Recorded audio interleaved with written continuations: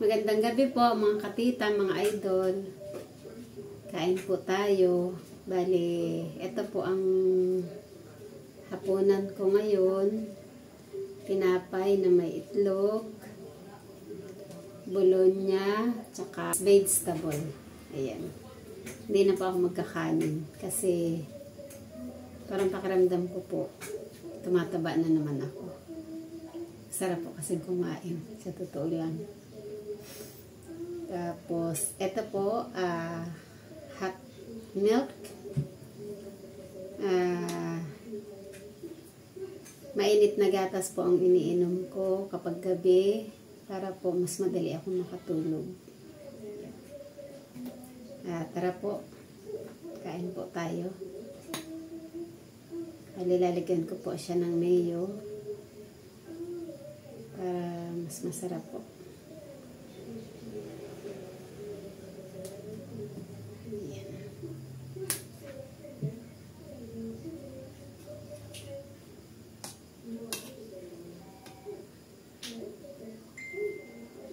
Tikman ko po muna itong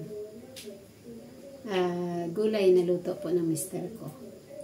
Siya po kasi nagluluto ng pagkain namin dito kapag nasa trabaho po ako.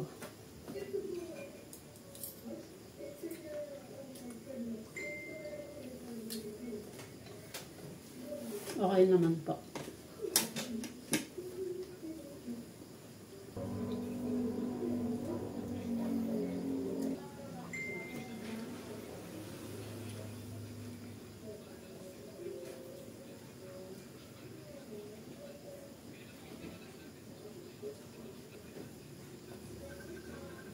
Yo po, Nay. Anong ginagawa mo? Kamusta po? Nandito na po sa... Kaano lang namin ni Lisa. Ano yung nasa ceiling ninyo? Bilog? Ano yun? Yung camera po, di ba? Hindi nyo nalala yung camera namin. Camera naka-attach dyan sa telepono? Hindi po. Pwede. Pwede po. Pero anong camera? Ba't may camera kayo? Di ba dito po sa loob ng bahay? Para security lang din. Pagka... Oo. Sa labas meron. Nag-ano ka ba? Sabi mo sa labas yung dapat ilalagay. Kumain na ba kayo? Kamusta na lang. Hindi pa po ano. Ayaw pa po nila kumain. Ano pa lang po nito eh. Kasi po kami merienda pa lang ni Ina. Maaga pa naman po. Bakit anong oras ba dyan? 6? Po, 6 pa lang po naman.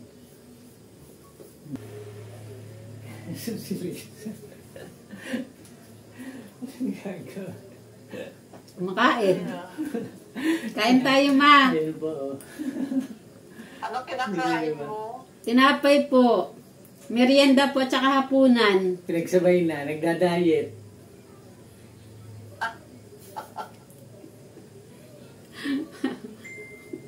Kamusta? Ganda naman ang kurtina ninyo.